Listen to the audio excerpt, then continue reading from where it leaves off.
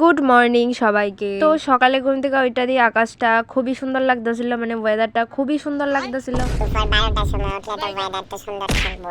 তো আমি কয়েকটা রিল বানাইছিলাম। তো রিল বানালে তো তোমরা জানোই কিতা কিতা করতে লাগে।